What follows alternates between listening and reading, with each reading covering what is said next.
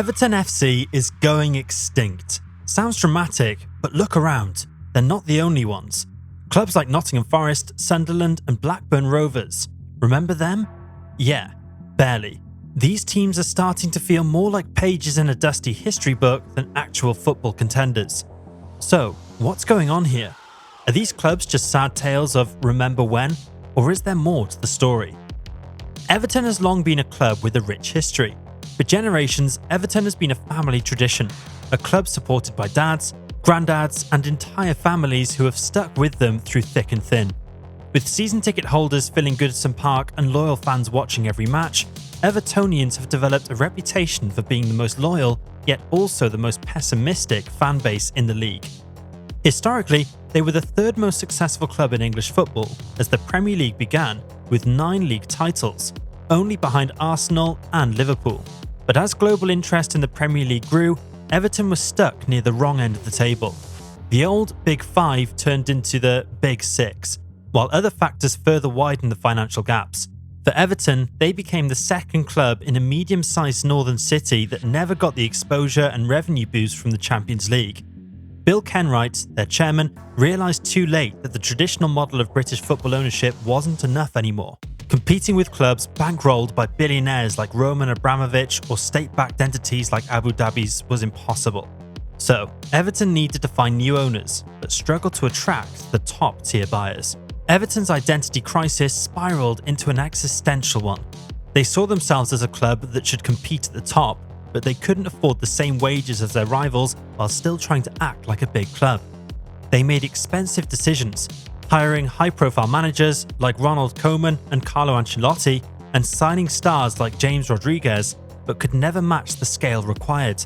This relentless and somewhat misguided pursuit has led many to call Everton the worst-run club in the country. Even when they came close to success, like with Romelu Lukaku under Roberto Martinez, bigger clubs simply swooped in and took their best players. Over the last decade, the club has been stuck in a cycle of false promises and sliding down the league table. To understand the current state of Everton, it's essential to look back at the rise and fall that started in the 2010s. The story begins in 2013, when David Moyes left after a solid 10-year run that saw the club flirting with European qualification. Moyes' departure to Manchester United left Everton with a huge challenge, replacing a manager who had worked wonders on a shoestring budget. Everton chose Roberto Martinez, whose Wigan side had just been relegated but played exciting football and even managed to win the FA Cup. Martinez's approach was a significant shift from Moyes' more defensive style to a more attacking mindset.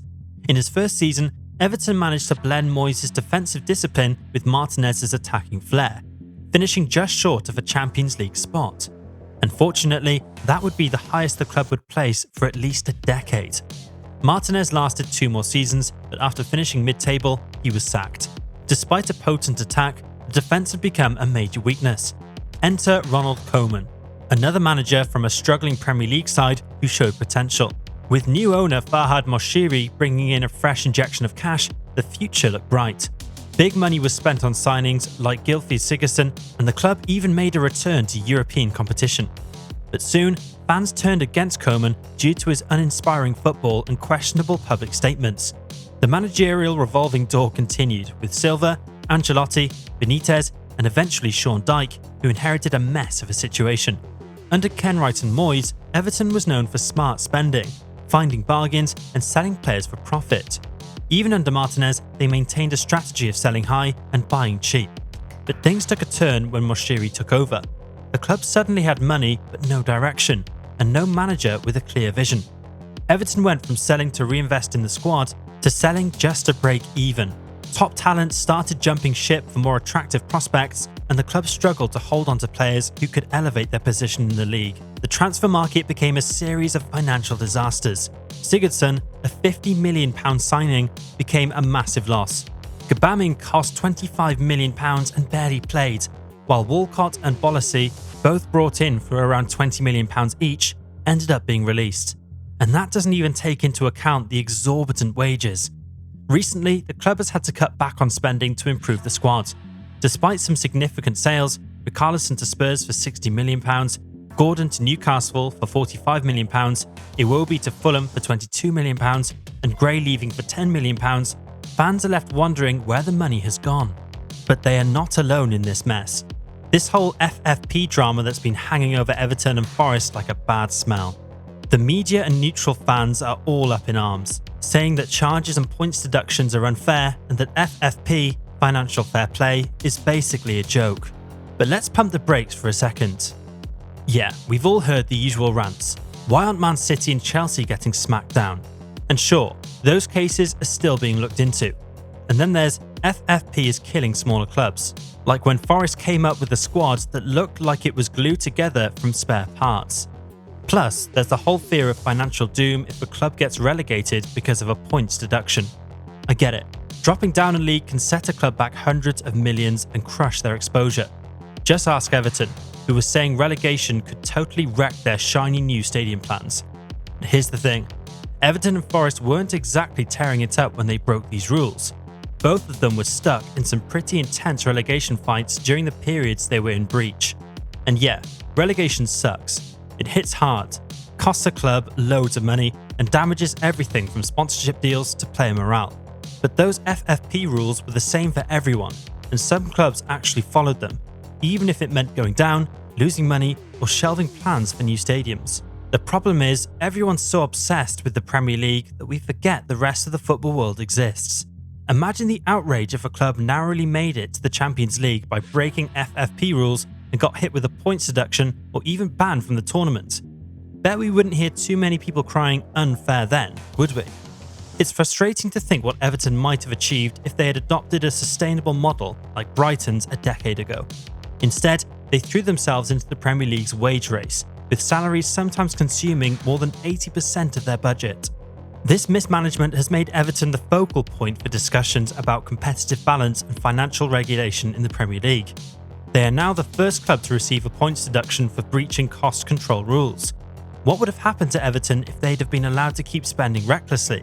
As many close to the club have pointed out, where was the financial discipline? Who was warning that continuing down this path would lead to trouble? Everton's immediate future is hanging by a thread. If they can't find a new buyer who commits to funding their new stadium, they could enter administration and face further points deductions. Some even argue that a complete reckoning might be best for Everton's long-term health. The club has been teetering on the edge for years, and instead of hitting the reset button, they've only piled up problems that now seem almost insurmountable. Maybe, just maybe, the best way forward is to let Everton rise again as a Phoenix club, owned by the fans, starting from scratch but built on sustainable principles.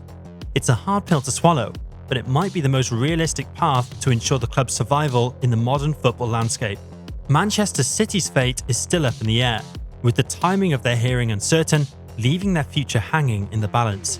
On the other hand, Everton's future could look promising with their new stadium on the horizon, potential new owners, and the Premier League's punishment slowly fading into the background. But they're not out the woods yet. Everton remains on edge, preparing for whatever challenges might come next. Do you believe the club can bounce back, or are they stuck in a cycle of trouble? Drop your thoughts in the comments below. Don't forget to hit that like button if you enjoyed the video and subscribe for more updates on all things football. Thanks for watching, and we'll catch you in the next one.